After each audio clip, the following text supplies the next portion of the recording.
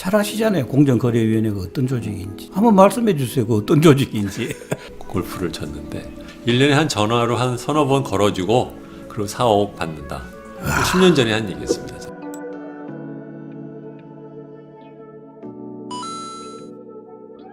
네, 여러분 안녕하십니까? 열린민주당 TV 주진우입니다. 오늘은 정윤주 선생님을 모시고 그동안 했던 언론개혁에 관련된 인터뷰 4부를 시작하는 날입니다. 오늘 녹화를 하는 날이 재미있는 날입니다. 어저께 이명박 씨에 대한 대법원 판결이 나왔고 오늘 이 녹화를 하는 이 시간에 MBN에 대한 방통위 결정을 지금 기다리는 중입니다. 그래서 아주 독특한 시간인데 그렇습니다. 네. 선생님 그동안 안녕하셨습니까? 예, 안녕하셨어요. 네. 예. 이발을 하셨습니다? 예, 이발했습니다. 저도 좀 했습니다. 아, 그래요? 방송 출연인데 좀 네, 네. 이쁘게 보이려고. 저도 그 머리카락이 길면 확실히 좀 어수선해 보이더라고요. 예, 그래요. 그래서 예. 오늘 오전에 이발소에 들러서 갔다 왔습니다. 사실 근데 선생님은 뭐 이런 문제 갖고 그동안 굉장히 많은 강연을 다니셨잖아요. 예. 네. 저희들랑 이렇게 얘기를 하는 게 뭐 새롭지 않으실 텐데 저희들로서는 굉장히 새롭습니다. 예. 자, 오늘 이제 아까 모두에 말씀드린 것처럼 이명박 전 대통령에 대한 판결 예. 얘기를 하면서 보면 글쎄요, 이걸 어디서부터 얘기를 할까요? 저는 이제 물론 뭐 이거는 정치적인 문제, 뭐 검찰 사법적인 문제 뭐 이런 것도 있지만 이제 언론으로 치면 선생님과 연결된 것도 있지만 그때 잠깐 KBS 얘기할 때도 얘기했었지만 그때 이제 놀라웠던 것이 뭐냐면 그동안에 많은 사람들이 한국의 언론 자유는 비교적 어느 정도 자리를 잡았기 때문에 정권이 바뀌어도 절차적인 민주주의를 크게 해서는 못할 거라는 생각을 했는데 이 사람들이 정권 초기에 그야말로 이제 사실은 신호탄을 쏜 것이 KBS 사장 강제 퇴출 작전이었죠. 이제 거기에 뭐 대놓고 뭐 이걸 뭐라고 해야 되나? 그러니까 뻔뻔하다고 해야 되나? 뭐 어떤 거침이 없이 대놓고 말도 안 되는 거짓말을 해대면서 몰면서부터 많은 사람들이 이제 그 불안한 느낌을 가졌다고 할 수도 있는데 사실은 그 초기는 시작은 저는 어디에 있었다고 보냐면 선거 때 이명박 씨의 재산에 대한 그 문제 제기가 나왔을 때 김경준 BBK 얘기 나왔을 때 똑하니 특검하자 그러더니 검찰에서 아무 문제 없다라고 그렇죠. 대놓고 해댔잖아요. 예. 저는 그때 이게 준비된 자들이 다시 나타나는구나 이제 그런 생각을 했었거든요. 그 당시 조금 기억하시기 어떠셨는지요? 예, 아니 저도 지난번 잠깐 말씀드렸지만은 되돌아보면은 그때 만약에 검찰이 제대로 된 수사를 하고 그 이후에 밝혀진 그런 범죄 사실들을 그때 BBK라든가 타스 자금 주인이 누구냐 하는 문제들을 그때 제대로만 했다면은 MB 5년은 없었던 거죠. 그렇죠. 그리고 언론과 관련해서 보면은 이미 대통령 선거 있기 전부터 그때 뭐 여론조사 결과가 워낙 일방적으로 나와가지고 대통령 선거 끝나기 전에도 이미 MB 정권 들어서면은 퇴출 1호가 누구니 뭐 이런 이야기들이 나오고 했거든요.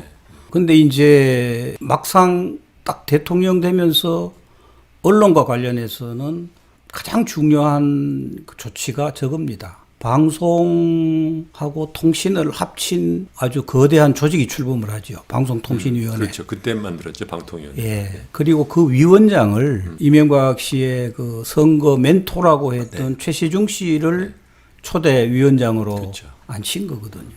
그래서 거기에서 거의 모든 방송 정책, 언론 정책이 다 결정이 되고 집행이 된 것이죠.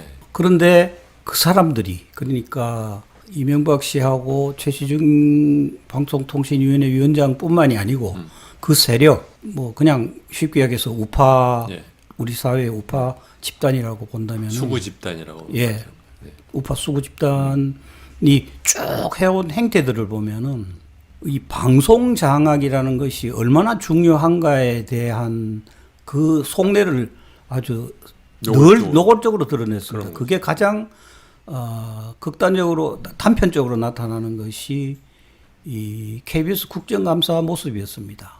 그게 뭐냐면은 당시에 그 민주노동당 대표하시던 천영세 의원께서 문광희 위원을 하셨거든요.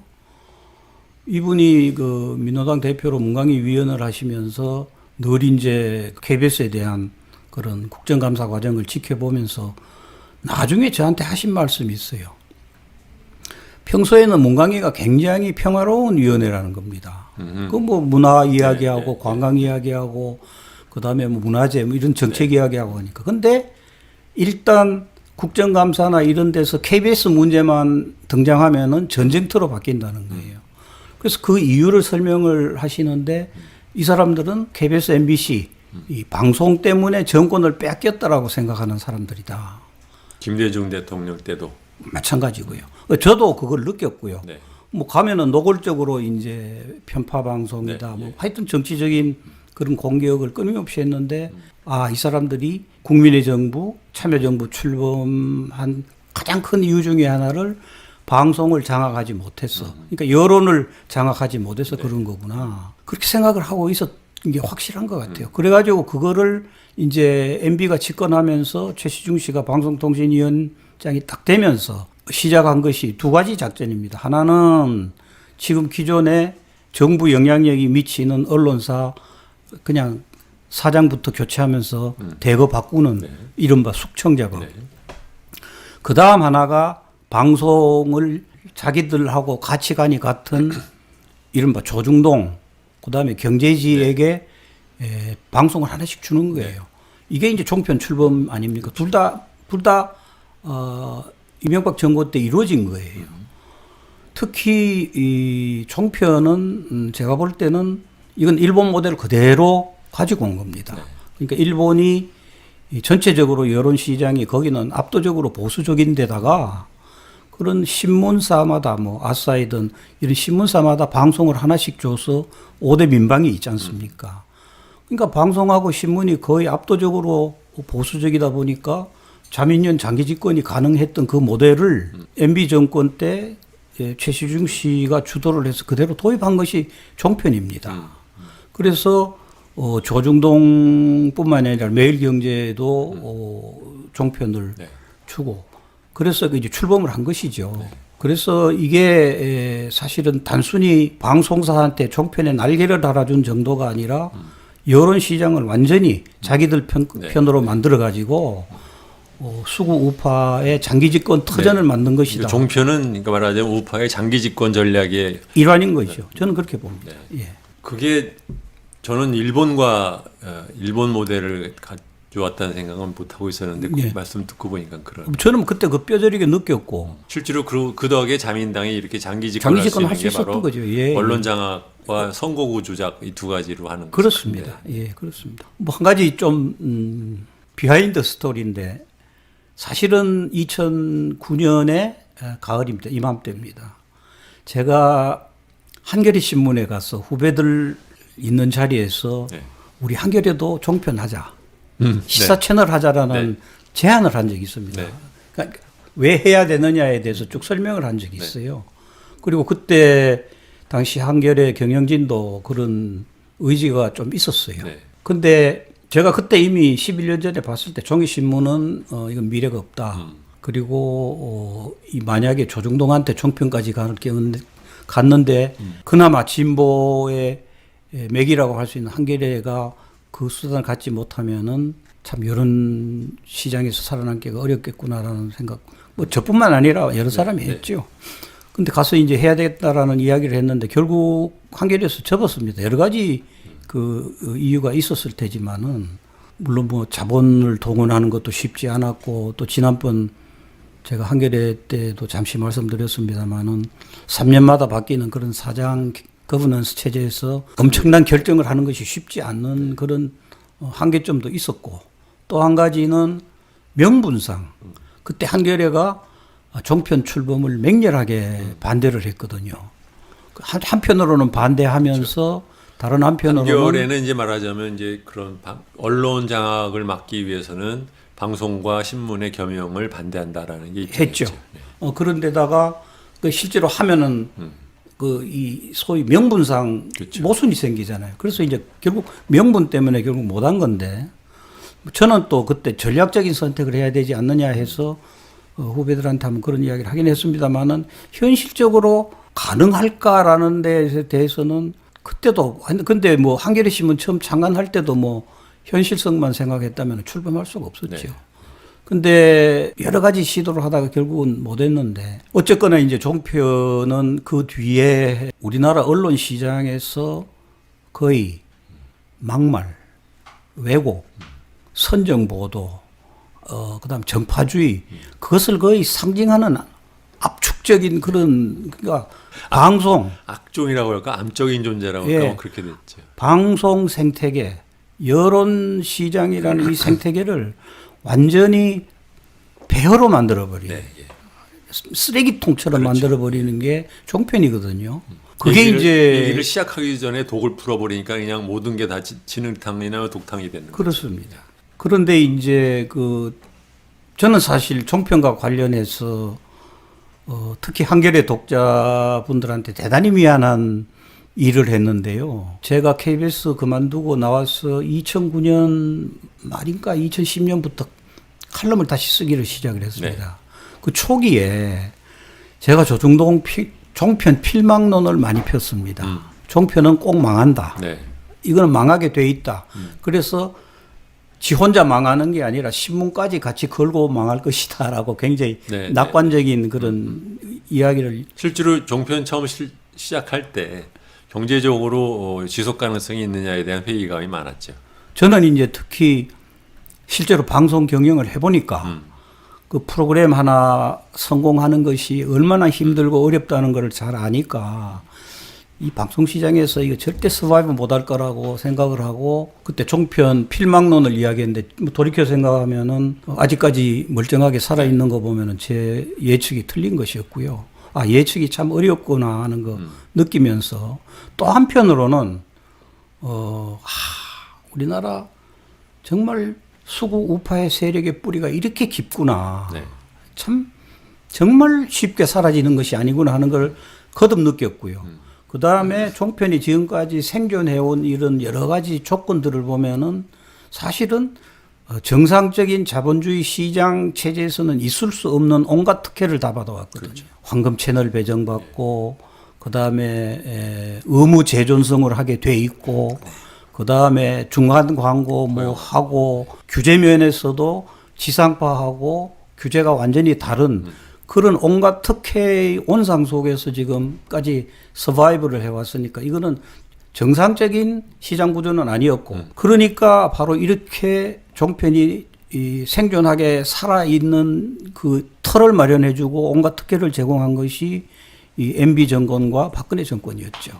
그 이후에 이제 민주정부가 들어섰으면은 정리가 돼야 할 문제라고 저는 그렇게 봅니다. 특히 이제 오늘 MBN에 대한 방통위의 마지막 최종 판결이 나오는데 저는 오늘 판결이 굉장히 중요하다고 봅니다. 여러 가지 측면에서. 그러면 이미 그 MBN의 그 죄목은 초기 회사를 만들 때 거기 자본 납입금에서 분명히 불법이 있었고. 네, 가장 납입을 했다. 예, 가장 납입을 해가지고 국민한테도 거짓말했고 정부에도 거짓말을 그렇죠. 했고 명명백백한 죄를 저질렀는데 이것이 만약에 허가가 취소되지 않는다 할 경우에 과연 우리 사회에 법치라는 것이 있는 것인가? 그렇죠. 우리 사회에 과연 정의라는 것이 있는 것인가 하는 시금석이고요. 두 번째는 그런 책임을 물어야 할 곳은 방송통신위원회거든요.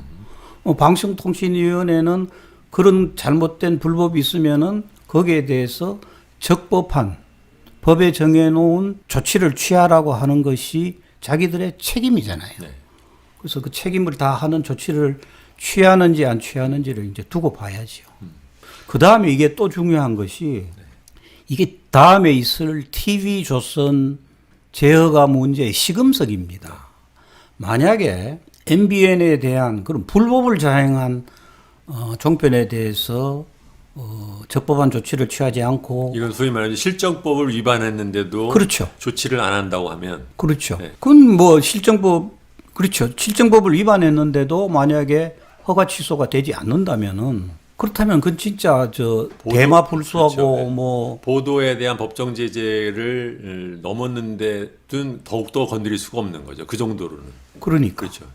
그렇죠. 그래서 오늘 저게 굉장히 중요한 그런 시금석인데 특히 TV조선 경우에는 지금 며칠 전에 이제 최종적으로 방송통신심의위원회 전체 회의에서 법정 제재를 추가를 받아가지고 그렇죠. 지난 봄에 있었던 재허가 할 때 조건부로 네. 달아놨던 것이 5개 법정 제재를 5개 이하로 해야 되는 그렇죠. 거를 이제 6개가 됐죠. 6개가 돼서 그 규정을 없앤 거거든요. 그러니까 이거는 지난번에 조건부 재허가를 해줄 때 그 조건 조건부가 위반이죠. 네. 무효화된 겁니다. 그렇죠. 그렇다면 당연히 TV조선도 허가 취소가 되어야 되는 겁니다. 근데 TV조선은 이번이 3번째거든요. 6개 되면서 소위 재허가 승인에 부적합하다는 것을 받는 것이 3번째입니다. 네. 그러니까 3 스트라이크 예. 아웃이 돼야 되는 겁니다. 첫 번째가 2017년 봄에 했던 그때 재허가 심사에서 총점이 이제 재허가 할 때 총점이 네. 1000점입니다. 네. 1000점 중에 650점, 그러니까 평균으로 65점이죠. 네. 100점 만점에 60점. 650점 이상을 받으면은 제어가 됩니다. 네. 그런데 첫 번째 2017년에 TV조선이 625점을 받았어요. 그랬군요. 그러니까 650점을 못 받아가지고 만약 이것도 사실은 허가 기준대로 하면은 그때 그냥 첫 번째 허가가 취소돼야 되는 겁니다. 그때도 이제 조건부로 서바이벌 한번 했고 원 스트라이크 아웃. 지난번 봄에 봄에는 1000점에서 653점을 받았어요. 그러니까 3점을 간신히 네. 턱을 걸었는데 공적 책임 부분에서 과락을 했습니다. 공적 책임 부분이 만점이 210점인데 거기에서 104점밖에 못 받았어요.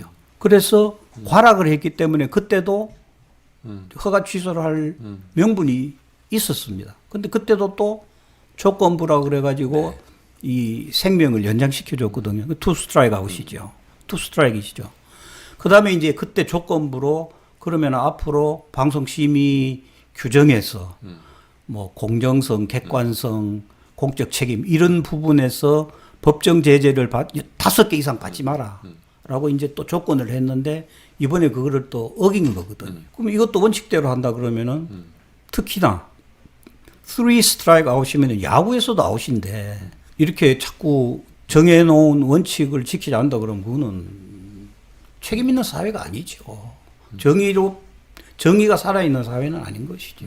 그래서 오늘 그것이 굉장히 중요하고 앞으로 또 TV조선 또 채널A도 이 조건부에 걸려 있는 게 있거든요. 검언 유착 수사와 이동재. 관련해서 이동재 사건이 있기 때문에 그래서 저는 이제 이명박 박근혜 시대가 끝났다면은 그다음 민주정부가 들어왔다면은 이 시대에 어떤 책임을 맡은 분들은 그 맡은 책임에 합당한 그 책임 행사를 해야 됩니다. 그러니까 그거는 사실은 복잡한 정무적 판단하면은 안 됩니다.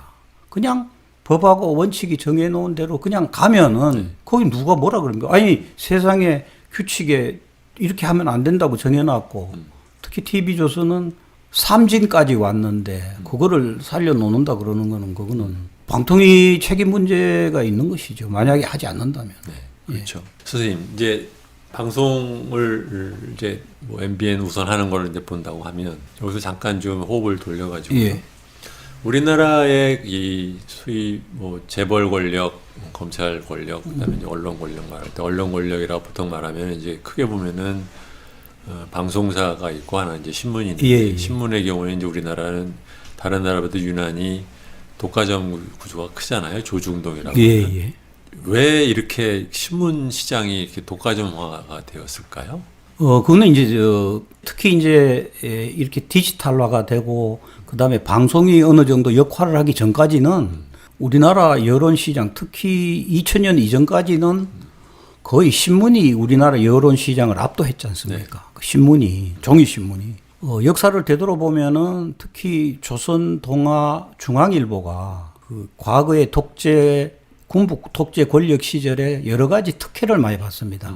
그 중에 하나가 예를 들면은 외국으로부터 차관 들여와가지고 윤전기를 네. 사고, 그 다음에 뭐 조선일보 같은 경우에 관광 호텔을 짓고 하면서 독재 권력으로부터 상당한 물적 지원을 받고, 그 다음 두 번째는 80년 그 언론 통폐합을 하면서 살아남은 언론사들은 사실은 엄청난 호황을 누립니다. 그때 삼저 현상으로 네, 네. 통폐합에 따른 결과도 좀 결과가 있네요. 엄청나게 있습니다.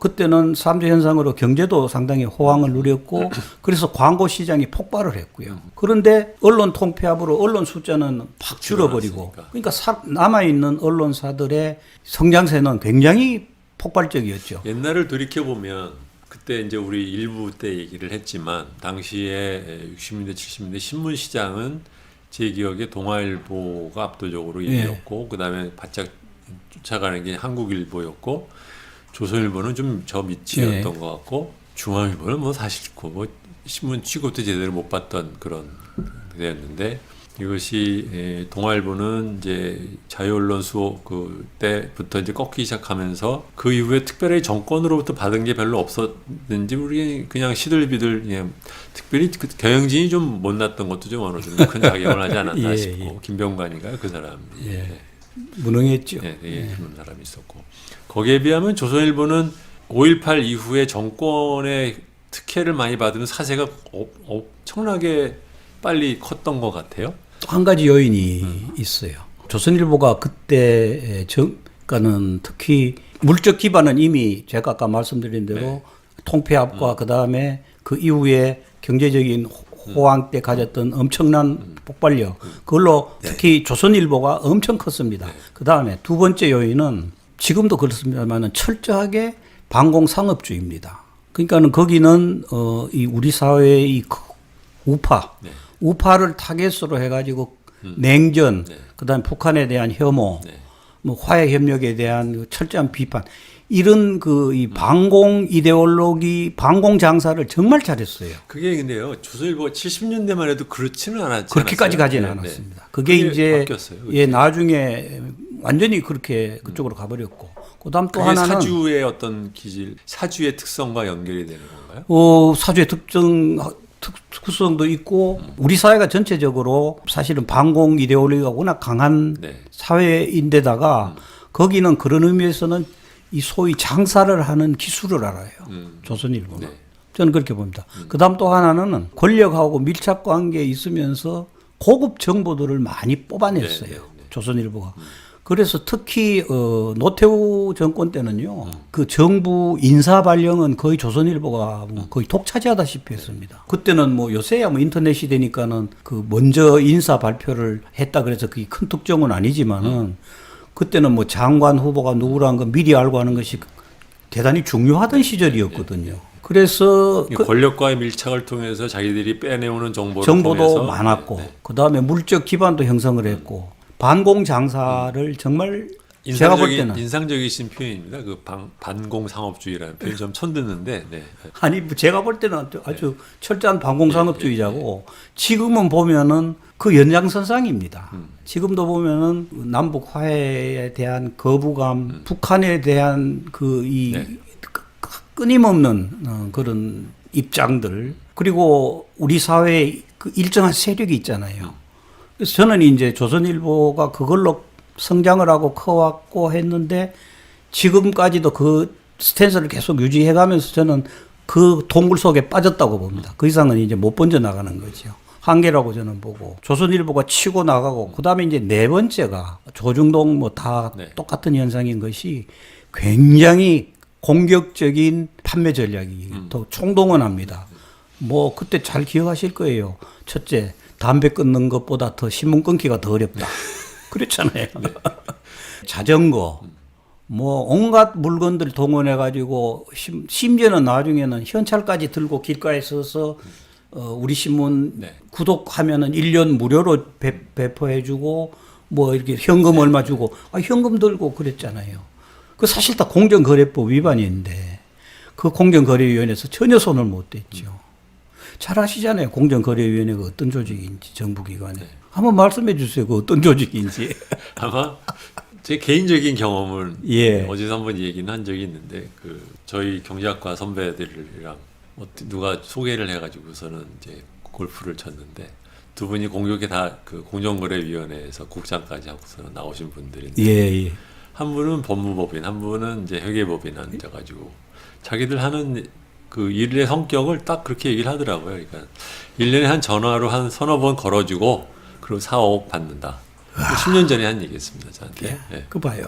그러니까 공정거래위원회 사람들은 그 독과점 기업을 감독하라고 맡겨놨더니 검찰은 못 건드리게 해놓고 그거를 갖다 잘 봐주면서 그 덕으로 자리 좀 있다가 나가고 나서는 그러니까 또 그 사람들한테 이제 돈 받는 걸 자기의 아예 그 커리어의 어떤 궁극적인 그 그러니까. 종착지로 생각하는 조직이더라고요. 네.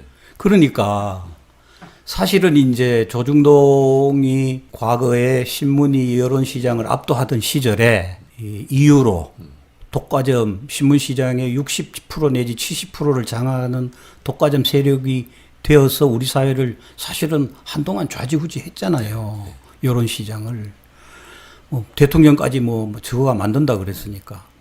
그랬는데 정작 그 민주정부에서 국민의 정부 참여정부에서 그 독과점 체제를 깨기 위해서 여러 가지 시도를 했잖아요. 신문고시도 부활시켜서 그런 신문시장을 정상화하려고 노력도 하고 세무조사도 정기적으로 하고 그랬는데 저는 지금 생생하게 기억납니다. 국민의 정부 참여정부 시절에 그런 그 신문시장을 정상화시키기 위해서 공정거래위원회가 적극 나서야 되잖아요. 이게 경제검찰인데 제 역할을 해주면은 자전거 갖다 주고 현금 주면서 그렇게 불법 행위를 불공정 거래 행위를 못하게 막아야 되는 것이 공정거래위원회인데 그때 제가 구체적으로 몇 군데 가서 직접 취재를 해보니까 공정거래위원회 담당 부서에 직원도 몇 명이 없어요. 그러니까 이 직원 가지고 아무것도 할 수 없는 거예요.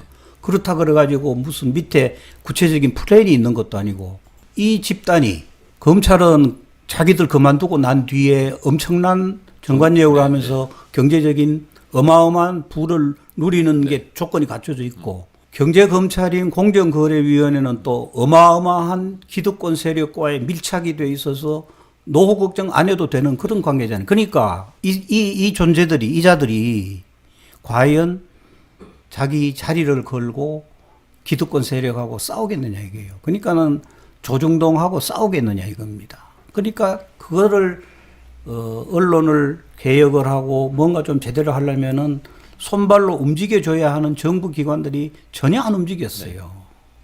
전혀 움직이지 않았습니다. 저는 신문고시 부활되고 공정거래위원회에서 제 역할을 하지 못하는 그거 보고는 이게 정부 기관에서 하는 언론 개혁은 불가능하구나 하는 거를 그때 이미 절감을 했고요. 근데 어쨌거나 이제 신문 시장은 굉장히 오랫동안 독과점제를 유지를 했죠. 그리고 과거에는 신문 시장의 독과점을 어떻게 해체하느냐 하는 것이 사실은 언론 개혁의 중요한 과제 중에 하나였어요. 그렇죠. 결국 성공은 못했고요. 네. 근데 이제 나중에 이게 디지털 시대가 와가지고 그 권력을 해체를 했죠. 그러니까 엉뚱한 데서 이 기술 발전, 기술의 변화로, 예, 통신 기술의 변화로 디지털 혁명으로 그냥 조중동 독과점 체제가 해체되더라고요. 그거는 이제 디지털 혁명의 빛이죠. 아주 좋은 반짝반짝 빛나는. 한편으로는 이제 독과점 신문사들은 디지털 혁명이 일어나는 것 때문에 자기네들이 장기적으로 사양 산업이 되는 걸 아니까 정편 당선으로 갈 생각을 했던 거고 우파 세력은 자기네들이 정권을 유지하기 위해서 그렇죠. 정권을 장악해야 되니까 이 둘이 만나가지고 종편이나 합작을 만들어낸 거죠. 만들어져서 이제 지금까지 온 건데 방송을 하면서 자기들 정권이 계속 유지됐다면은 우파 수구 세력의 그런 그 권력이 계속 유지됐다면은 사실은 그냥 가는 거죠. 가는데 방송 경우에는 3년마다 이 제어가 그렇죠. 절차를 꼭 밟아야 돼요. KBS, MBC 다 마찬가지고 SBS. 그래서 방송 그 제어가 규정이 상당히 엄격하게 만들어져 있습니다. 그것도 MB 시절에 다 만든 건데 거기에 보면은 이 여러 가지 그 까다로운 규정들이 많아요. 그래서 함부로는 할 수 없던데 저는 이제 구체적인 범죄 행위가 다 확인이 됐고 그다음에 지금이 정의를 실현해야 되고 또 정부의 각 부처들이 자기 책임 맡은 바를 다 해야 하는 민주 정부 시대니까 방통위에서 좀 제대로 해달라는 거죠. 방통위에 실제로 만약에 이런 식으로 그 뭐 명백한 잘못을 저지른 방송사를 몇 개를 더 없애면 도리어 어부지리로 살아남는 또 종편들이 또 펄펄 날 수도 있겠습니다. 그래요. 네. 예, 그렇습니다. 예.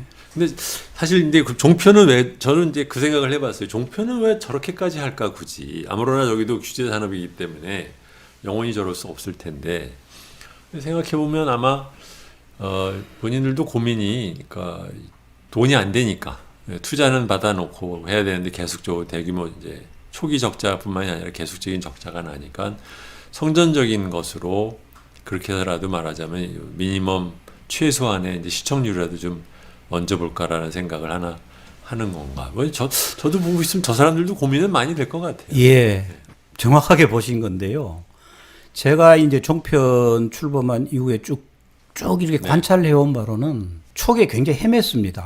그리고 초기에 종편에 가서 제작과 편집을 책임지고 지휘하던 사람들이 대부분 지상파 출신들입니다. 그렇죠. 뭐 KBS에서도 간 친구들 많고 MBC 쪽에서도 가고 그랬는데 이 사람들이 가서는 지상파 하던 식으로 했어요. 그럼 이게 비용이 많이 들어갑니다. 뭐 드라마 가령 TV조선에서 한반도인가 뭐 하는 그런 제목의 드라마를 만들었다가 실패했죠. 엄청난 제작비를 들였는데 실패를 했고 예능 프로 같은 경우에는 이거는 예능 프로는 드라마 같은 경우에는 이제 뭐 하나가 이른바 방송사 문자로 대박이 터져도 그거는 시리즈 끝나면 끝났는데 진짜 방송사에 돈벌이를 해주는 거는 예능 프로입니다. 예능 프로는 하나 대박 터지면은 이건 뭐 10년 이상 갑니다. 제작 비용도 그렇게 높지 않은데 제작 비용도 뭐 그렇게 높지도 않고 근데 그래도 제작비 제법 많이 들어가요. 근데 어쨌거나 초기에 그 지상파 경험자들이 와서 했는데 이게 성공을 못 거뒀는데 방송 시간은 떼야 되겠고 그래서 제작비 제일 싸게 들어가고 자기들 목소리를 높이는 것이 시사 정보 토크쇼예요. 10만 원짜리 패널리스트 4명 불러다 놓고 한 2시간 그러니까 몇십만 원 주면서 그냥 몇 시간씩 근데 이게 뜻밖에도 시청률들이 높았어요. 그걸로 이제 조금씩 이 시청률을 조금씩 얻어가기 시작을 했어요. 그런 측면이 또 있어요. 정말 제대로 된 종합 편성을 하는 종편은 제가 볼 때는 JTBC 정도? 그렇죠. 나머지는 사실은 종합 편성이라고 하기 어려울 정도의 편성과 그걸 해왔거든요. 근데 이제 조중동 종편 중에서 나는 다 신문처럼 망가질 줄 알았는데 뜻밖에도 또 JTBC는 손석희 선생이 가가지고 뭔가 거기에서 다른 종편하고는 다른 것을 보여줘서 그거는 일종의 기적 같다고 저는 이제 그렇게 높이 평가를 하고요. 그러나 어쨌거나 이제 그 시사 프로그램들을 하면서 다른 종편들이 출구를 찾았어요.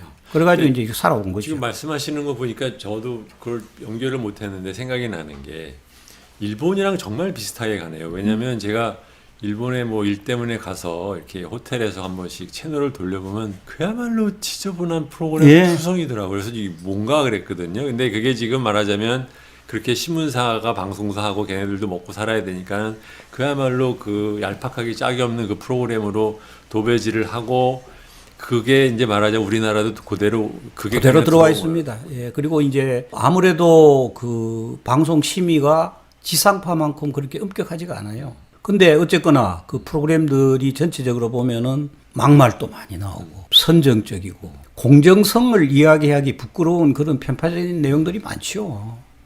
근데 그거는 사실 엄격한 잣대만 이 적용을 한다 그러면은 다 걸리는 거예요, 저거. 그렇죠. 그래서 모니터를 민주언론, 시민연합 같은 민원연 같은 데서 열심히 그 모니터를 하고 문제 제기를 하고 그러거든요. 참 필요하죠.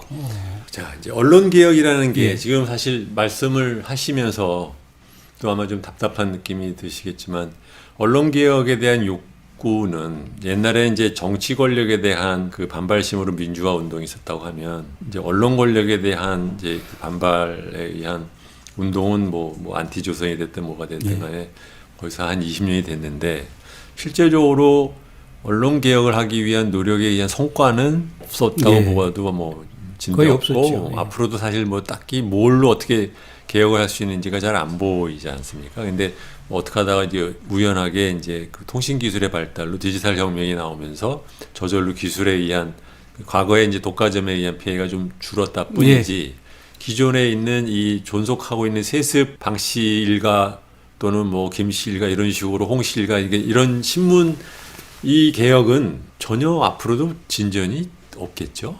그냥 이제 천천히 그냥 가라앉는 걸 기다리는 수밖에 없나요? 아니에요. 이게 이제 첫 번째 제가 말씀드리고 싶은 거는 이제 언론 개혁이 이렇게 사회적으로 굉장히 중요한 과제로 지금 일이 이제 떠올랐지 않습니까? 그렇죠. 그거는 뭐 여러 가지 이유가 있겠습니다만은 가장 가깝게는 작년에 조국 전 법무부 장관에 대한 검찰 권력의 거의 일방적인 그런 남용, 권력 남용 수사. 그때의 언론이 어떤 행태를 보였는지 그 이후에 여러 가지 큰 사건들, 뭐 정의연 사건이나 뭐 여러 가지 사건들에서 보이는 행태들이 과연 이게 언론이 맞느냐. 이제 그런 의심을 나게 해서 검찰 권력을 개혁해야 된다는 사회적 지금 시대 과제로 떠오른 게 하나 있고 똑같은 이유로 언론 이것도 고치지 않고는 우리 사회가 어떻게 제대로 가겠느냐. 그래서 언론 개혁에 대한 욕구가 강하게 된 게 최근 1년 사이에 있었던 그것이 아주 중요한 요인 중에 하나라고 저는 일단 보고요. 그 다음에 또 하나는 우리 조금 전에 말씀드린 건 종편. 종편이 그렇게 뭐 막말 뭐 사실 언론이라고 언론의 저널리즘의 기본이라고 하는 것들을 다 망가뜨리는 그런 행태들을 쭉 봐오면서 이게 도대체 저널리즘의 기준이 어디 있느냐? 도대체 우리나라 언론 믿을 수 있느냐? 이게 과연 공정하냐? 그랬는데 그런 것들을 보여주는 구체적인 사례들이 국제적인 혹은 국내에서 그런 것들이 자료로 또 데이터가 나왔단 말이에요. 이게 막 겹쳐집니다.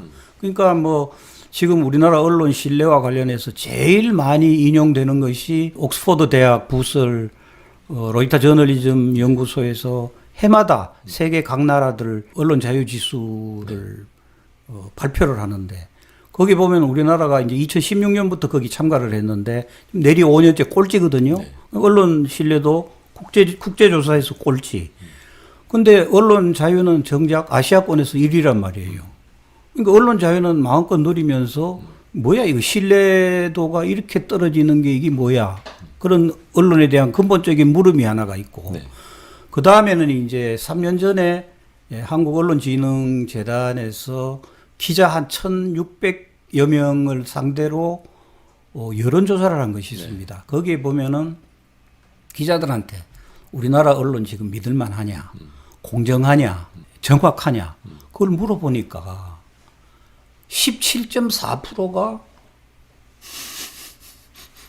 신뢰할 만하다. 그러니까 아주 신뢰한다가 1%고 그냥 신뢰한다가 16.4%예요. 17.4%가. 자기들이 보기에도. 그다음 나머지는 뭐 보통이다, 뭐 못 믿겠다는. 공정성은 그보다 더 떨어져 가지고 더 밑에고 정확성도 또 미치고. 그러니까 그 여론조사 결과는 딴 사람도 아니고 기자들을 상대로 물어봤더니 그 대답이 나온 거예요.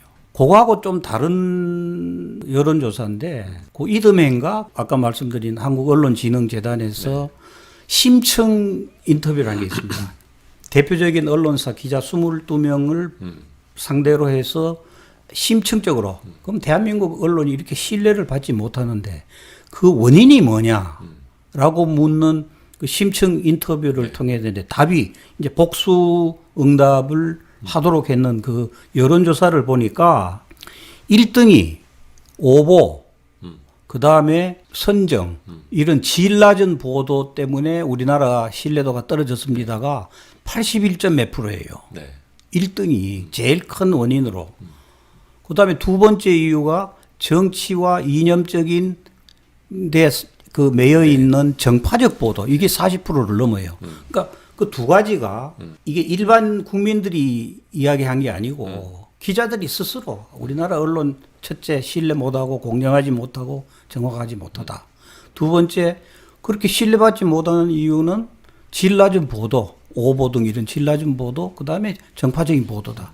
이렇게 실제로 고백을 했어요. 네. 근데 이제 저는 이제 이런 데이터도 데이터지만은 지난 봄에 나온 그 어떤 글을 보고 굉장히 충격을 받았는데 이 사람 말이 한국 언론을 가장 정확하게 보고 있구나.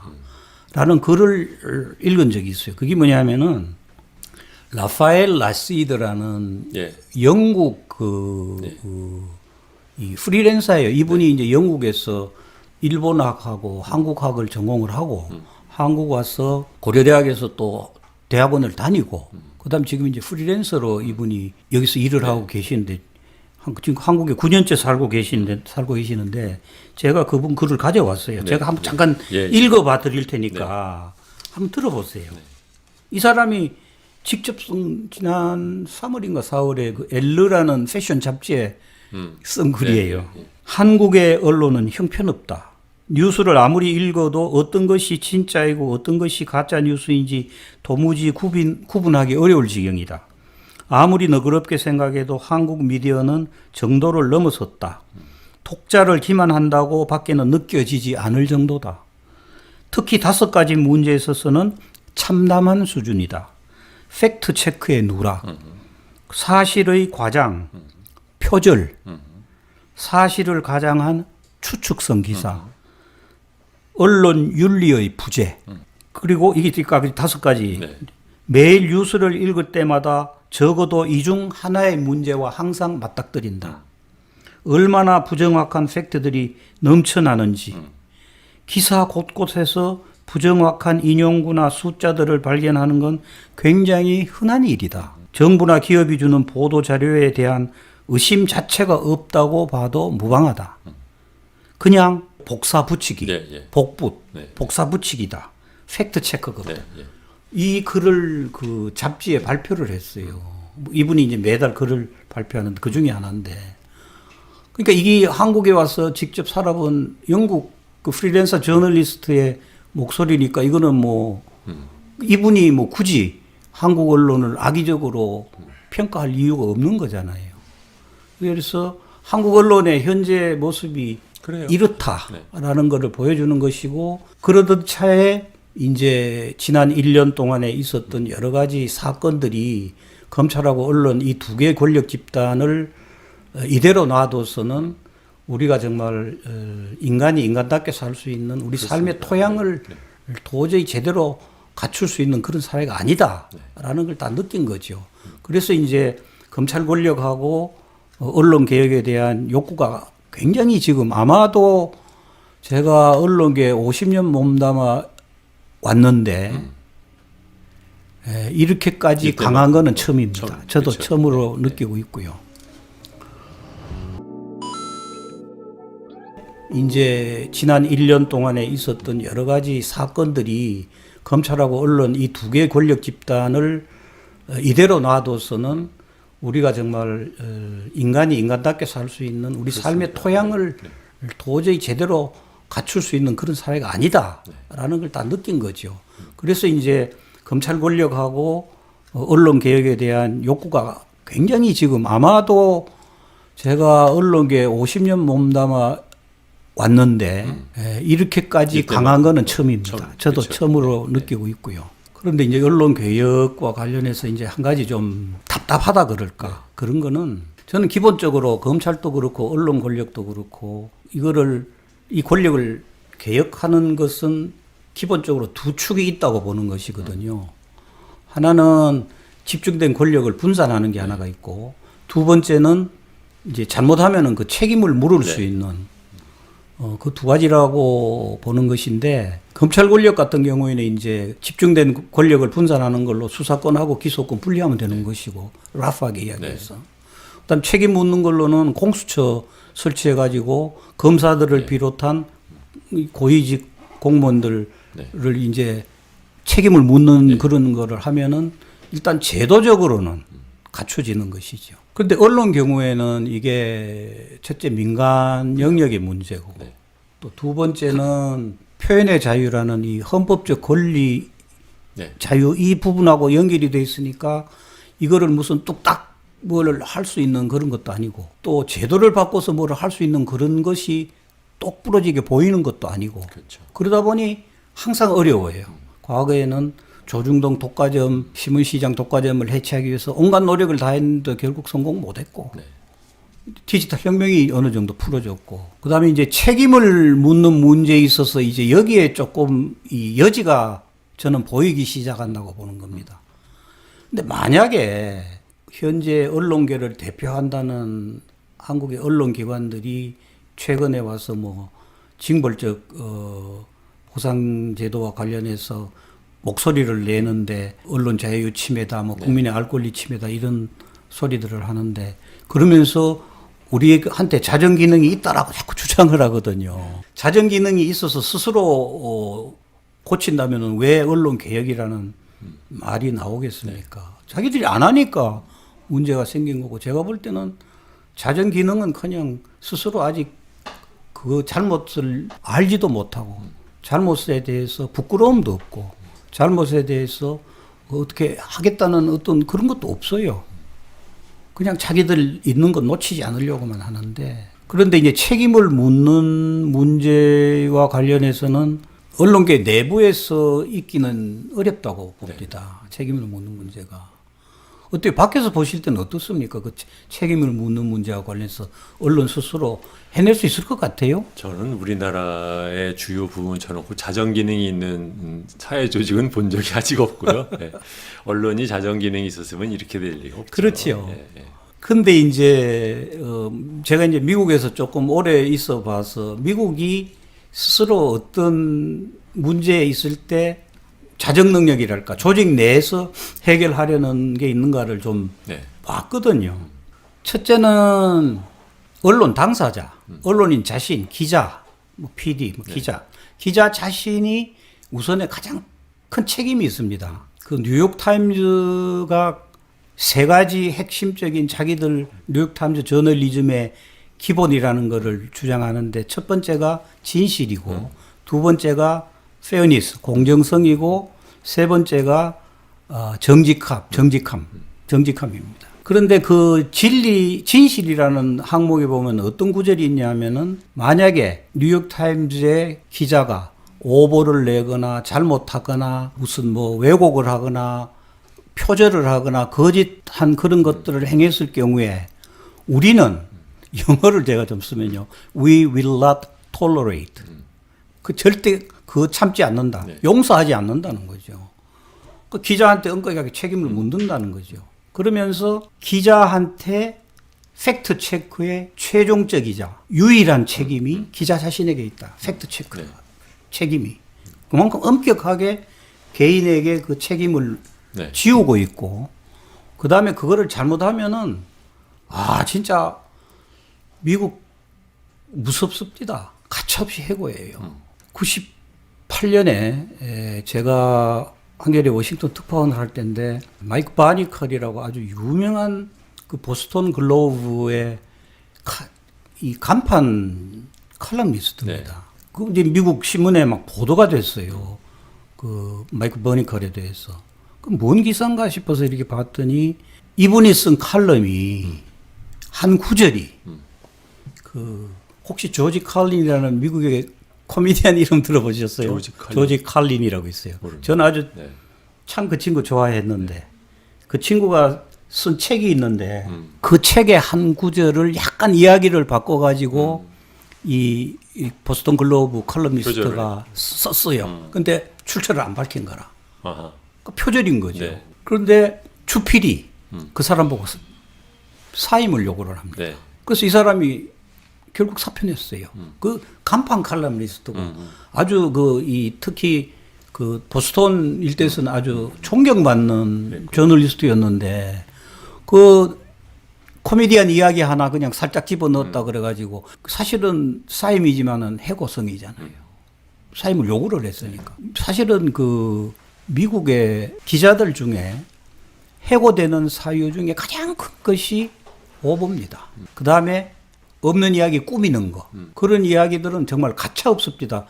제가 가장 작년에 그 케이스를 봤는데 뉴스위크의 제시카 콩이라는 기자인데 이 기자가 트럼프 대통령 그 행사 담당하는 기자예요. 근데 이제 트럼프가 작년 여름에 땡스기빙 그 추수감사절 휴가 때 다른 일정이 없으니까 이 기자가 그냥 트럼프는 뭐 보통 때처럼 골프나 치고 뭐 트위터나 할 것이다라고 그냥 기사 써버린 거예요. 네. 근데 갑자기 트럼프가 아무 예고도 없이 아프간 거기 네. 주둔하는 미군 기지에 갑자기 날라갔어요. 갔어요. 근데 이게 기사가 업데이트가 안 된 거예요. 네. 그러니까 방문했는데도 그대로 뉴스위크 인터넷판에는 뭐 골프나 치고 트윗이도 한다 이렇게 되니까는 그 짧은 기간에 네. 오버가 된 거죠. 네. 그냥 해고돼 버렸어요. 무서워요. 거기는 그런 전통이 있으니까 책임을 철저하게 묻지요. 그러니까 자기한테 엄격하니까 다른 사람이 자기를 믿어달라. 그런 그렇죠. 거죠. 네. 그렇죠. 근데 이제 우리는 그게 없는 거죠. 엄격하게 책임 묻는 것이 없으니까. 그리고 또 미국은 또 하나 뭐 언론이든 기업이든 잘못에 대해서 굉장히 엄격하잖아요. 징벌적 배상제도도 미국은 있고 네. 그러면서도 언론 자유와 관해서는 수정헌법 1조가 생명처럼 지켜지는 네. 나라고. 표현의 자유. 표현의 자유와. 네. 그러니까 그 두 가지가 다 양립을 하는 것이죠. 그래서 사회적인 책임도 묻는 것이고. 그러니까 미국 문화나 이제 서양 문화를 보면 상대방한테 자유를 충분히 주고 대신에 책임을 어마어마하게 묻는 문화이면 맞아요. 한국은 보면 안 주고 내가 다 그 뭔가가 위에 있는 권력을 가진 사람이 다 쥐고 있으면서 대신 또 책임도 좀 안 묻고 뭐 이런 문화인 거죠. 네. 맞아요. 그래서 이제 우리나라 그 제가 앞에 몇 가지 사례를 든 뉴스크 기자나 뭐 보스턴 글로브 그 간판 칼럼니스트 사례들을 보면은 우리나라에 과연 살아남을 네. 기자가 몇 명이나 될까? 네. 그 엄격한 기준을 적용할 경우에. 제가 이거 한번 어디서 얘기한 적이 있는데요. 제가 예. 정말 놀랐던 것. 그런 식의 오보에 대해서 그 아무런 책임감이 없는 게 2007년인가에 집에 와서 MBC를 보는데 이게 2007년에 예, 집에서 MBC 뉴스를 보는데 처음 딱 하고 뉴스가 나왔나 뭐라고 했냐면 서울대학교 전 총장 정원찬 교수가 대통령의 출마를 발표를 할 거다라는 게 첫 뉴스였어요. 제가 깜짝 놀랐죠. 왜냐면 그날 오전에 뵀거든요. 그래서 아니 이게 무슨 일인가 그래서 저건 잘못했을 텐데 그래서 근데 그 다음 낮 밤이라서 전화는 안 드리고 그 다음 날 전화를 드려서 어떻게 된 겁니까 그랬더니 당신도 모르신대요. 그 저 나가고 난 다음에 기자가 뭐 와서 얘기 좀 해도 되냐 그래서 얘기를 좀 했는데 그걸 그 사람들이 뭘 어떻게 해석을 했는지 자기 멋대로 그렇게 해가지고선 했다는 거예요. 근데 생각해 보세요.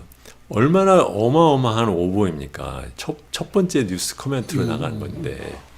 그럼 저는 MBC가 막 난리가 날 줄 알았어요. 뭐 국장부터 해가지고 심지어는 사장까지 막 사임을 하든가 이럴 줄 알았는데 아무 일도 없어요. 아무 일도 안 일어났거든요. 그래서 저 보고 정말 우리나라 사람들 대단하다. 저는 이제 이 책임 묻는 것과 관련해서 그 징벌적 배상 손해배상 제도가 도입되는 것이 저는 이제 일단 필요하다고 보고요. 그게 네. 이제 뭐 언론 개혁을 일거에 다 이루는 그런 제도적인 만병통치 장치는 아니라 하더라도 네. 최소한 하나의 방안으로는 필요하다고 저는 일단 보고 있고 네. 책임을 묻는 것과 관련해서는 특히 최근에 일어나는 여러 가지 뭐랄까 우리 사회 하나의 어떤 변화 같은 걸 느끼는데 네. 그게 뭐냐 하면은 개인 단위에서 네.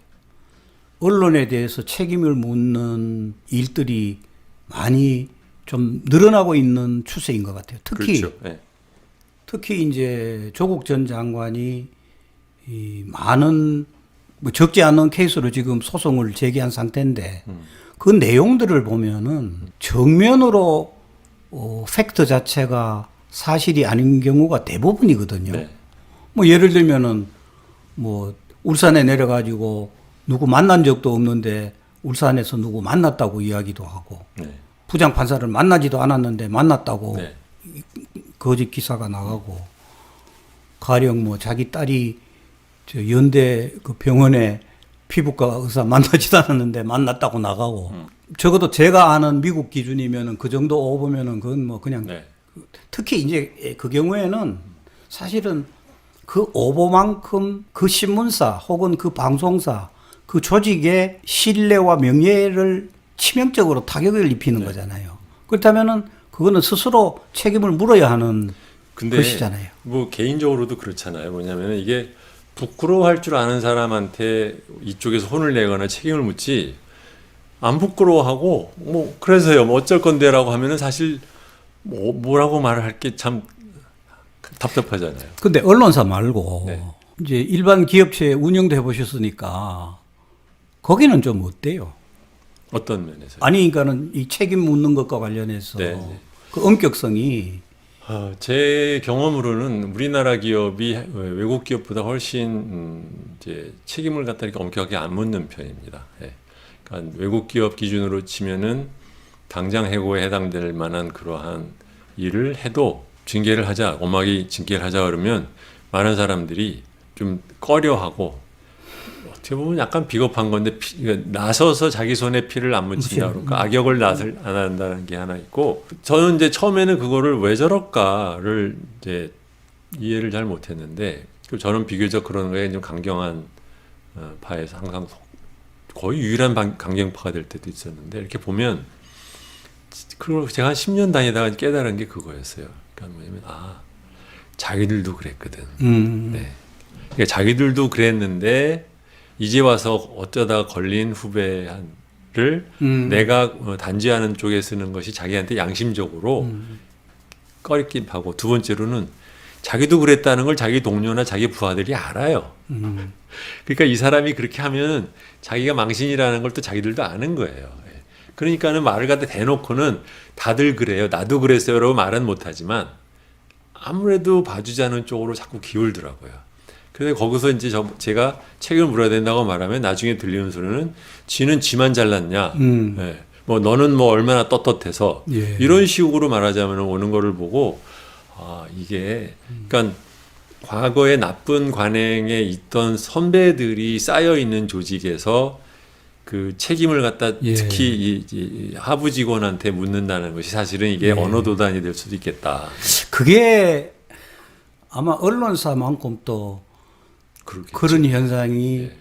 명확한 곳은 없을 거예요. 왜냐하면은 오보 쓰고 뭐 이렇게 인간은 그럼요. 뭐 기록으로 다 남아 있는데. 이 자기들이 네.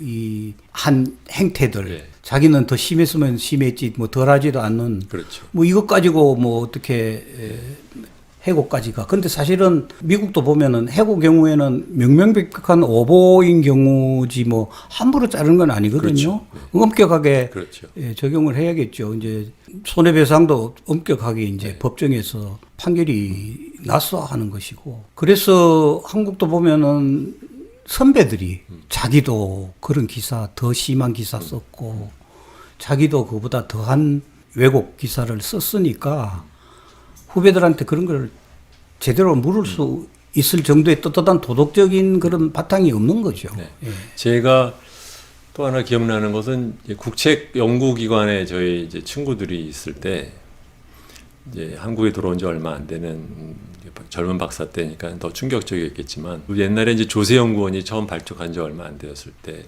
기자들 상대로 워크숍을 갖다 제주도에서 했답니다. 그래서 이제 기자들을 다 데리고 조세 연구원 돈으로 갔겠죠. 소위 말하면 이제 자기네들 뭐 그 워크숍 예. 말이 워크숍이니까 적어도 뭐 아침에 이제 세미나를 하고 뭐 법부터 해야 되잖아요.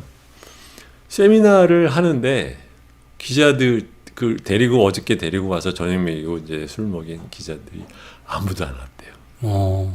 그래가지고 발표는 해야 되는데 예. 발표를 볼 사람이 아무도 없는 거예요. 공간. 네. 그래서 황당해서 전화를 했더니 이미 바깥에 나가서 놀고 있더래요. 그러면서 우리들 쓸 거는 하나 만들어서 주시오라고 전화를 아주 태연하게 받아서 이제 친구가 정말 기함을 한 적이 있다. 그런데 그러니까 그런 식의 그 썩은 관행의 기자들이 한 회사의 이슈가 아니라 기자들의 그러한 그 나쁜 버릇들이 워낙 깊이 있다 보니까 이게 뭐 이 집 와서 이렇게 하자 저렇게 하자 안 되는 거 아닐까 싶어요. 근데 저는 이제 그래도 그나마 조금이라도 희망의 근거를 굳이 찾는다면은 선배들 사실은 우리는 저희끼리 하는 문자로는 구악기자라 그럽니다. 네. 옛날에 그 악에 젖어 있던 그냥 가서 돈 내놓으라고 뜯어가지고 나눠 먹고 하던 전문 용어네요. 구악기자라 그럽니다. 요새는 신학기자인가요, 그러면? 아니에요. 요새 이제 그나마 좀 제대로 된 교육을 받고 그래도 입사를 한 젊은 세대는 그렇게까지는 부패했다고는 저는 생각을 안 합니다. 그래서 젊은 세대에 대해서 그런 희망은 좀 가지고 있고 KBS 경우에는 직접 한 5년 동안 지켜보니까 1980년대 중반 이후에 들어온 구성원들은 상당히 능력들이 있어요. 80년대 중반 이후에. 그러니까는 87년을 경험을 하고 그 언저리의 분위기를 경험한 세대하고 그 앞에 군부 독재 시절에 뭐 전두환 뭐 그 시절을 겪었던 그 전에 들어온 사람들은 지금 다 은퇴하지 지금은 다 나갔지만 제가 이제 KBS 있을 때는 여전히 남아 있었어요. 근데 80년대 후반 이후에 들어온 후배들을 보고는 참 훌륭한 인재들이 많구나 하는 걸 느껴서 결국 나중에 시간이 지나면은 세대 교체가 돼 가지고 앞에 구학들은 좀 쓸어내고 맞습니다. 젊은 세대가 좀 들어와야겠다. 그래서 뭐 우리 사회 어느 안구석이 그렇겠습니까마는 특히 언론계에도 세대 교체가 절실하게 필요하다는 거 요새 쭉 느껴온 것이고 KBS도 뭐 지난번에 말씀드렸지만은 노동조합만 하더라도 구노조라는 게 있어서 그건 또 좀 수구적이었고 그거를 저항해서 주로 기자 PD들이 중심이 돼서 만든 새 노조는 건강했거든요. 그 노조들이. 그래서 희망을 또 갖게 해주고 하는 선생님, 그런 측면이 있었어요. 그 말씀을 하셔서 이게 조금 보기에 따라서 작은 거지만 제가 궁금했던 거라서 여쭤보는데 언론 노조, 신문사별로 있는 또는 방송사에 있는 노조. 저번에 이제 KBS, MBC의 경우에는 이제 정권 탄압에 맞춰서 이제 싸우느라고 고생들을 했지만 그렇게 세상에 대해서 이래야 된다 저래야 된다 말하기 좋아하는 그 기자들이 모인 회사에서 그 사주의 그러한 그 전횡에 또는 광고주한테 영업시키는 이러한 그 영업 그 사업 방식에 저항을 하는 신문사 노조 하나 없는 이유는 뭐예요? 저는 그게 굉장히 궁금해요. 아니 조선일보에 노조가 있습니다. 압니다. 근데 근데 이제 왜 꿈뻑지 않아요? 저는 신문사 기자 노조가 저렇게 어용이라는 거 이 현상 자체가 정말 신기한 현상 같아요. 그거는 지금 각 언론사에 있는 노동조합이 성격이 다 달라요. 다 다른데 예를 들면은 민주노총 산하에 있는 언론노조 본부에 소속된 지부가 있고 그 다음에 독자적인 자기 조선일보처럼 자기들 그냥 단위 지금은 복수노조가 허용이 되어 있으니까 그런 노조가 따로 있고 보통 이제 그런 독립된 노조가 많은 경우에 이제 회사 쪽하고 거의 같은 이해관계를 갖는 게 많지요. KBS도 새 노조는 언론노조 본부에 소속돼 있지만은 구노조는 탈퇴해가지고 혼자 독립된 조직으로 있었거든요. 그러니까 거기에서 좀 차이가 나는 것 같고 KBS에 노조 하나 더 있습니다. 제가 저 팀제 도입하면서 이 자리들 다 빼앗긴 국장급들이 한 60명이 만들어가지고 이름은 또 공정방송노조라 그래가지고 맨날 성명서 발표 노조가 하여튼 KBS 3개입니다. 그런데 일반 조중동 같은 경우에는 그 노동조합이 거의 역할을 못 하고요. 그렇죠. 거의 역할을 못 해요. 제 질문은 그 이유가 뭐냐는 거죠. 그건 저도 모르겠어요. 왜 그렇게 철저하게 그 조선일보화 해버렸는지. 적어도 저 신입 때 입사 시험을 굉장히 잘 가려서 뽑아가지고 애초에 그럴 만한 사람들을 안 받았기 때문에. 아무리 그렇더라도 이제 근데 거기는 전체적으로 입사할 때 뭐 흔히들 하는 이야기가 입사할 때 멀쩡하던 친구가 몇 년 지나면은 다 조선일보 네. 화해버린다는 그렇죠. 거거든요. 그만큼 그리고 조선일보는 보니까 거기에 문화에 젖지 못하면은 떠나요. 그럼요. 예, 그런 사람들이 있을 수가 없을 거예요. 예, 네. 예. 잊지 못하고 떠나버리니까 남아 있는 사람들은 뭐 노동조합을 하건 안 하건 다 비슷한 게 아니냐. 저도 한때는 특히 제가 한겨레에 있으면서 그때 언론 개혁에 대해서 이런저런 목소리를 낼 때는 그래도 그나마 각 언론사에 있는 노조가 희망이 아니었나라고 생각을 하고 그런 이야기들을 꾸준히 했는데 결과적으로 아무런 역할을 하지 못하는 걸 보고는 저 소위 족벌 체제의 신문에서는 어쩔 수가 없구나. 조합이 노동조합이 있어도 역할을 하지 못하는구나. 철저하게 거기에 동화를 해버렸구나라는 걸 느껴요. 동화해버렸어요. 근데 가끔 어쩌다가 뭐 성명서 나오는 거 보면은 좀 센 발언을 하기도 하는데 일회성이죠. 예. 그렇죠. 말보다는 행동을 봐야죠. 네. 그렇죠. 그렇죠. 그러면 언론 개혁에 앞으로 그러면 환경은 바뀌었는 걸 알겠는데 그리고 국민들의 의식도 굉장히 높아진 건 알겠는데 그렇다 한들 언론 개혁이 될까요?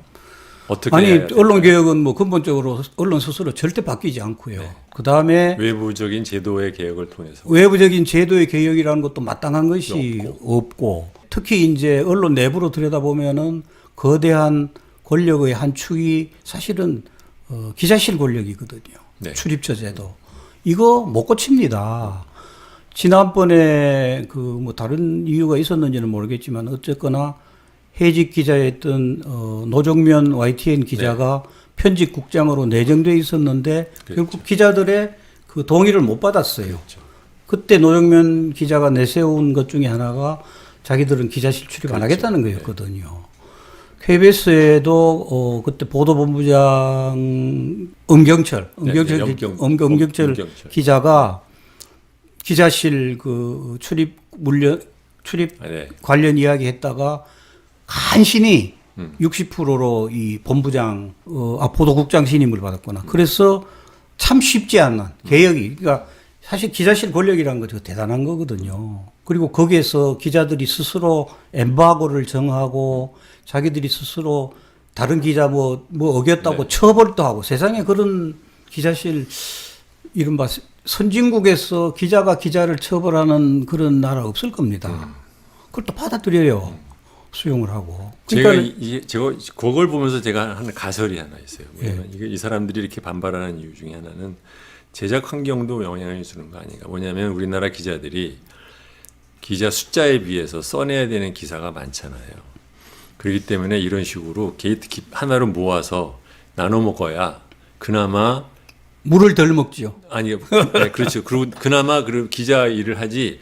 만약에 기자실을 통한 컨트롤을 못하면 그다음부터는 정말 이건 말하자면 하루 종일 쫓아다녀도 기사 한두 개 쓰기도 힘든 그런 환경이 아닌가. 그러니까 기사량에 비해서 기자가 적다 보니까 도리어 정보를 여기다 모아달라라는 식으로 요구하게 된 건 아닐까. 근데 이제 기자실을 지금처럼 운영하면은 참 기자들한테는 좀 편해요. 편하죠. 네. 거기서 인포메이션이 다 쏠리고 그러니까요. 몰리고 네. 또 담합이 가능하고 한 건데 사실은 기자실 출입처 이 권력과 관련해서 가장 바람직한 형태는 지금 운영하고 있는 기자실 출입처를 브리핑 룸으로 바꿔버리면 돼요. 아주 간단합니다. 네.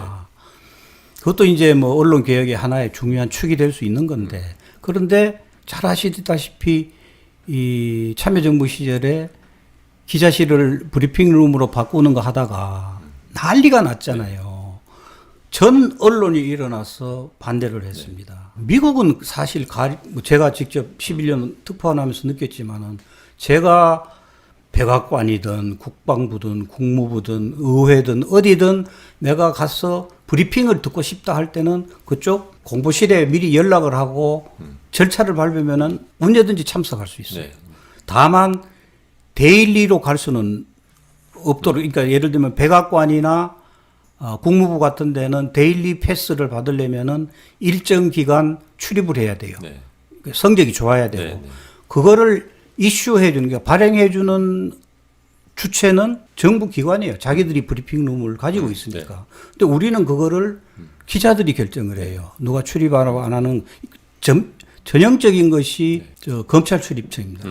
거기는 기자실에서 심사를 하니까. 그렇죠. 그러니까는 이거를 권력을 거기에서 검찰들이 온갖 정보를 쏟아내 가지고 그거 가지고 장난들 치는 거 아닙니까?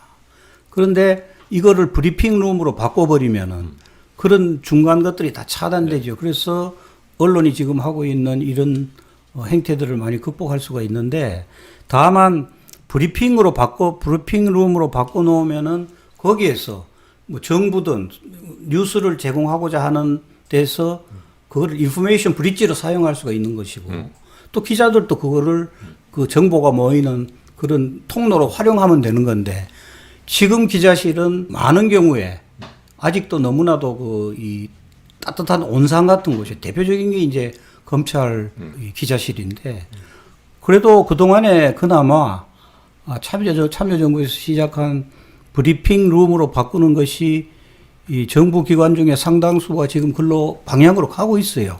그건 바람직한 방향으로 가고 있는데, 핵심되는 뭐 검찰이나 이런 정부의 핵심은 여전히 폐쇄적으로 그렇게 운영하는 데가 아직 남아있죠. 그래서 저는 기자실 운영, 이 출입처 문제를 어떻게 하느냐 하는 것이 그것도 중요한 언론 개혁 중에 하나라고 보는데, 참여정부의 트라우마가 남아가지고 정부에서는 쉽게 손을 못 댈 것 같아요.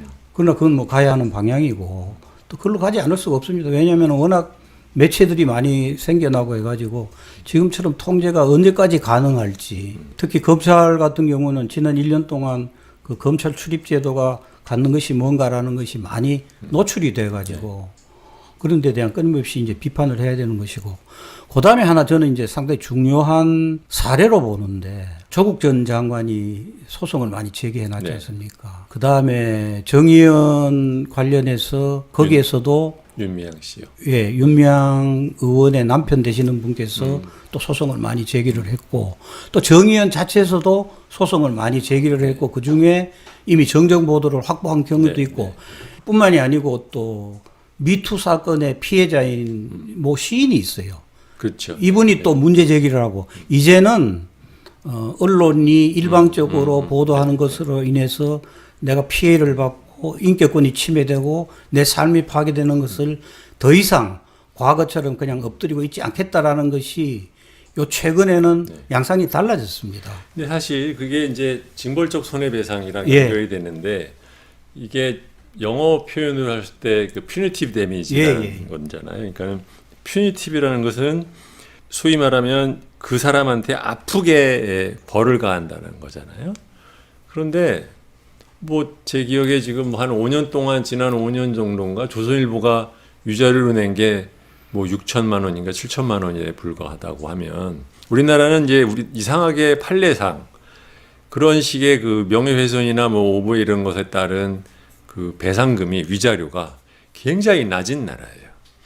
그러니까 낮은 나라이기 때문에 게다가 이렇게 5배니까 이것은 그냥 사실 징벌적 손해배상이 아니라 그냥 5배 배상제예요. 5배 배상제. 맞아요. 그러니까는 근데 곱하는 베이스가 작기 때문에 5배 해봤자 간의 기별도 안 갈 수 있어요. 5년에 예를 들어서 6천만 원에 5배면 3억인데 뭐 1년 매출이 뭐 한 4, 5천 원 하는 기업에서 뭐 3억 아무것도 아니죠. 물론 차라리 이제 소송 비용은 좀 더 들겠지만, 그래서 이게 첫 술에 배부를 수는 없지만 징벌적 손해배상이라는 표현도 좀 그렇고, 뭐 5배 배상제인데 그것도 역시 악의적인 허위 보도로 그것이 그 의도적으로 증명하기도 쉽지 않지. 뭐 이렇기 때문에 대단한 효과가 있을까라는 또 저도 생각도 비슷합니다. 하죠. 네. 그 사실 아까 그 조선일보 사례를 드셨는데, 언론중재위의 그 양재규 변호사를 비롯한 연구팀이 그동안에 한 10년 동안 우리나라 언론 관련 손해배상 판례를 가지고 스터디를 한 게 있어요. 거기 보니까 2010년부터 2019년까지 9년 동안에 10년 동안에 손해배상 소송을 했는데, 언론사 승소가 특히 최근 6년간에는 언론사 승소율이 훨씬 높아요. 네. 높아가지고 50%가 넘는다는 말씀이시죠? 3건 중에 2건이 이 언론사가 승소를 하고 있고, 그다음에 손해배상 중간값을 모아보니까 2010년에 1,000만 원 하던 것이 2019년에는 500만 원으로 절반 수준이에요. 이겨봤자.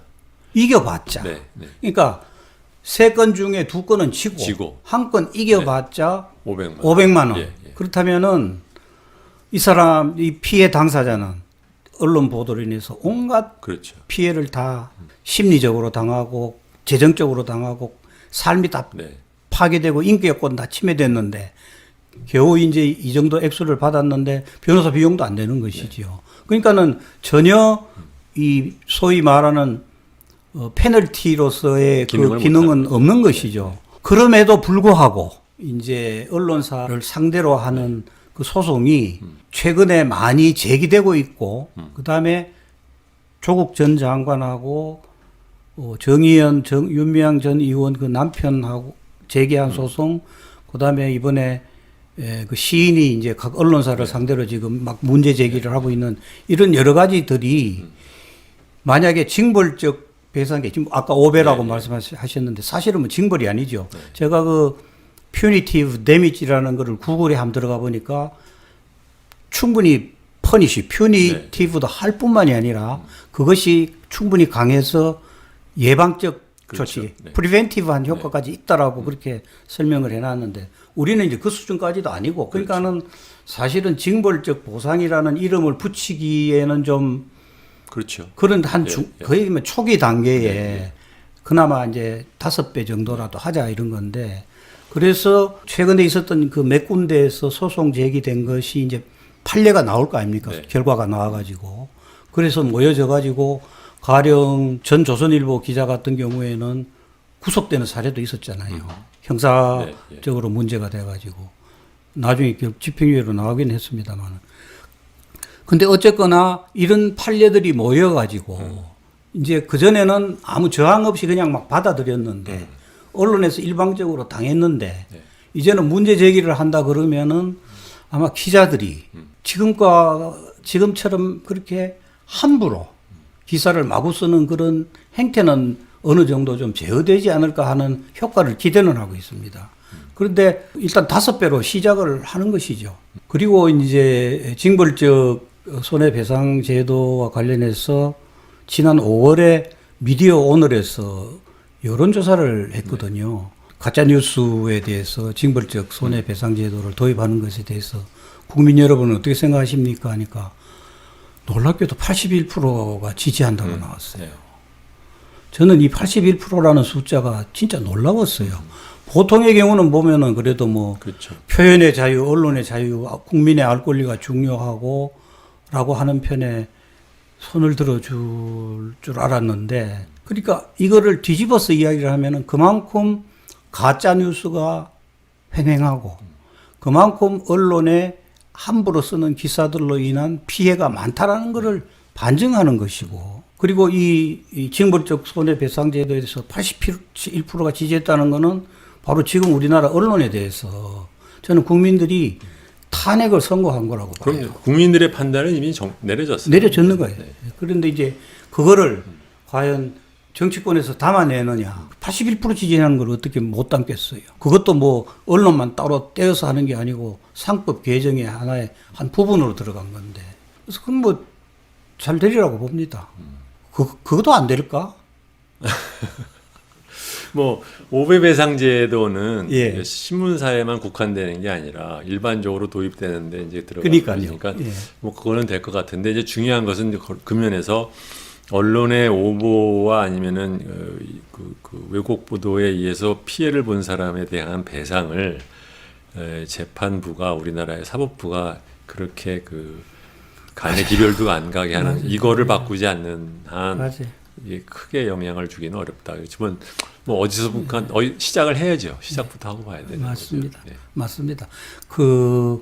만약에 우리나라 사법부가 재벌에 대해서 제대로 된 처벌을 내리는 그런 이 판결을 내렸다면은 그럼요. 지금과 같은 저런 행태는 보이지 않았을 것이고 마찬가지로 언론의 폐해에 대해서도 제대로 된 판결이 나와서 그것이 판례로 쭉 축적이 된다면은 지금과 같은 그런 형태들은 달라질 텐데 사법부가 이제 그런 것이 부응할지는 그것도 지켜봐야 할 문제지만은 그렇게 낙관적인 건 아니죠, 사실은. 이게 요번에 이제 그 이건희 씨 돌아가시고 나서 나오는 보도를 보시면, 그러니까 이게 한국의 소위 그 재벌 권력과 언론 권력과 검찰 권력이 어떻게 삼각동맹으로 돌아가는지가 보여있는 것인데, 소위 이재용이 상속을 많이 상속세를 많이 내야 돼. 이거 그 걱정은. 뭐 언론에 난리가 나잖아요. 예. 근데 또 잘못한다 하더라도 뭐 검찰, 사법부에서 뭐 솜방망이 판결을 내려주고, 이게 일종의 무슨 효과를 가지냐면 전체주의에서 대중으로 하여금 무력감을 만들게 하는 방법이랑 똑같은 거예요. 예. 그 요새 말하는 이제 전제 정권이. 예. 그러니까 아무리 항의를 해봤자 안 돼. 그러니까 너는 애초에 포기해. 이게 원래 세상은 이렇게 하는 거야라는 식으로 그 만드는 그 효과를 보이지 않게 설득하는 그 효과를 바로 언론과 사법부가 하고 있다. 저는 그렇게 생각하거든요. 근데 저는 이제 그 최근에 이제 여러 가지 언론에 대한 적극적인 대응을 하는 그런 사람들이 들어서 그것이 사실은 국민들한테 많은 교육을 하고 있다고 봐요. 이제 당하지 마. 그 다음에 이런 방법들이 있어. 그리고 오보나 이런 것을 당했을 때 어떻게 해야 된다라는 것이 이제 노하우가 이제 쌓이게 가는 거죠. 그러고 재판부가 다 두루뭉술이로 한다 하더라도 또 어떤 판사가 나와가지고 정말 제대로 된 판결을 해서 그게 또 하나의 판례로 남는다면은 사회가 또 그만큼 성숙하는 것이죠. 책임 있는 사회로 가는 것이고. 저는 그래서 그러니까 재벌 개혁하는 이제 그 학자들 친구들 이렇게 얘기를 저도 보다가 옆에서 보면서 이게 왜 아무런 한 발자국도 못 나갈까를 생각을 하다가 결국 그때 내렸던 결론이 이것은 결국은 사법 개혁, 검찰 개혁과 언론 개혁을 같이 하지 않으면서 재벌 개혁만 하는 것은 아무런 소용이 없겠다라는 이제 생각을 했는데 그 생각을 하는 사람들이 점점 늘고 있는 게 그래도 좀 다행인 거죠. 그리고 그 사실 뭐 최근 보도도 여실히 드러납니다만은 이제 언론 환경이 많이 바뀌었잖아요. 디지털로 바뀌고 광고가 그쪽으로 많이 이동을 하고 또 방송 경우에는 타채널 시대가 되고 종이 신문은 뭐 멸망의 길로 가고 있고 이런 여러 가지 언론 환경이 바뀌는 과정에서 아직 우리나라는 망하는 언론사는 없고 그 망하지 않도록 목숨을 살려주는 것이 사실은 재벌 광고거든요. 재벌 광고하고 협찬이 살려주는 거잖아요. 배당을 해가지고 정말 말도 안 되는 방식으로 살려주는데 이 과정에서 우리나라 재벌들이 엄청난 권력이 됩니다. 광고라는 이 목줄로 엄청난 권력이 돼가지고 사실은 언론 환경이 바뀌면서 자기들이 이제 뭐 바보가 아닌 이상 자기들이 가고 있는 방향이 어디라는 거 다 보이잖아요. 환경이 자꾸 나빠지고 있다는 거 뭐 자기들은 모르겠어요. 바보가 아닌 이상. 그러니까 살아남기 위해서는 더더욱 재벌 그 권력에 매달리는 거예요. 철저하게 종속되어 있는 상태죠, 지금. 그래서 저런 행태들을 보이고 있는 것이죠. 그러니까 굉장히 웃기는 게 기사에다는 뭐 준엄한 글 쓰는 척 하는데 막상 그 기업에 와가지고서는 뭐 그냥 김밥을 말아요. 잘 하시겠다. 그 내용을. 이거 보고 있으면 참 속으로 왜 그러고 사니 싶죠.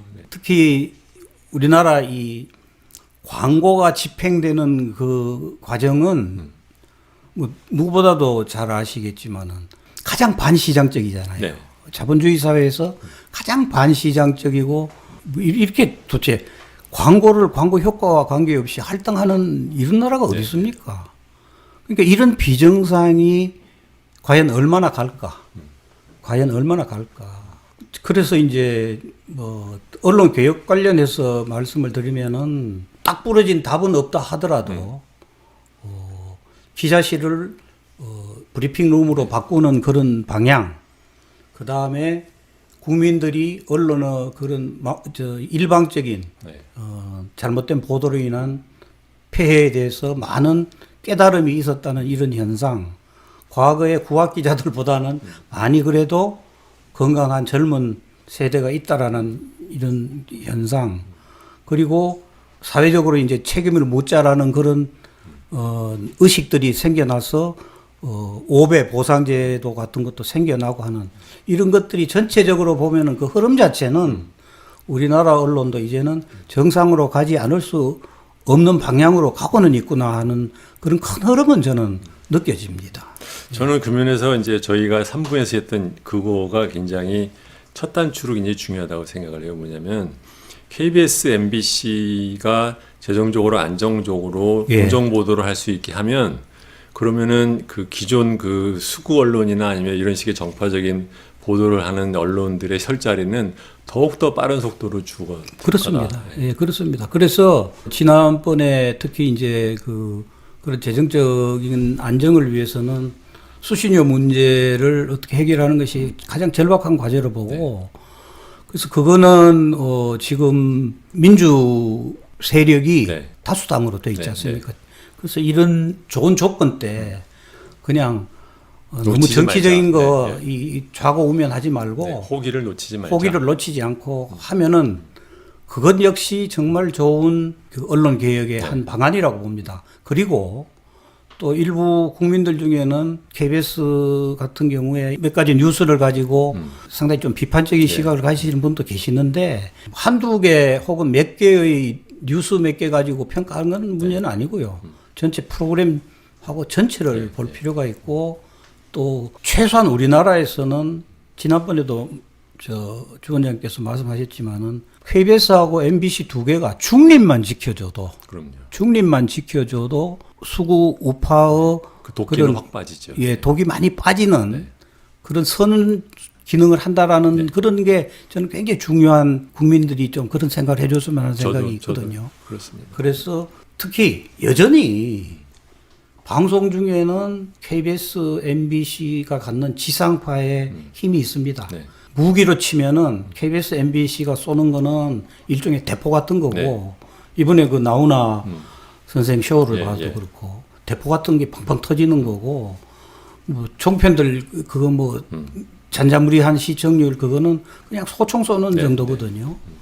그래서 그 영향력을 생각을 한다면은 과거와는 뭐 같지 않겠지만 그래도 여전히 KBS 9시 뉴스는 뭐 15% 근방에 가고 그러니까 영향력이 있으니까 그 두 공영방송이 제 역할을 하도록 하는 게 굉장히 중요하죠. 그렇죠. 예. 네, 여러분 저 장시간 또 제가 또 정 선생님을 모시고선 또 힘들게 해드린 것 같습니다. 아닙니다. 네.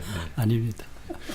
이 언론개혁이라는 문제, 이것을 어디서부터 어떻게 할 거냐라는 것은 그동안 많은 분들이 얘기를 했음에도 불구하고 대단한 진전이 없고 거기에 뭐 저희들이 또는 저희 당이 얘기를 한다고 얼마나 더 대단한 뭐가 있을까만은 그렇다 하더라도 중요한 문제이고 잊지 말아야 되고 뭐가 됐든 어디서부터 시작은 해야 되는 문제이기 때문에 정 선생님을 모시고 오늘 얘기를 했는데 저로서는 저번에 말씀드렸듯이 참 보람된 인터뷰였고 말씀을 듣게 해서 대단히 고맙습니다. 감사합니다. 저도 이렇게 제 이야기를 좀 넉넉하게 풀어줄 수 있는 기회를 마련해 주셔서 참 고맙습니다. 아닙니다. 예. 고맙습니다. 예. 네, 여러분 안녕히 계십시오. 이 방송은 여러분 아시다시피 열린민주당의 당비와 후원금으로 운영되는 프로그램입니다. 저희 당은 앞으로 다가오는 지방 보궐선거에서도 후보를 어떻게 낼까에 대해서 지금 고민을 하고 있고요. 마찬가지로 정치개혁은 물론이지만 검찰개혁과 언론개혁을 어떻게 추진하는데 저희들이 조금이나마 도움이 될까를 계속 고민을 하겠습니다. 네, 안녕히 계십시오.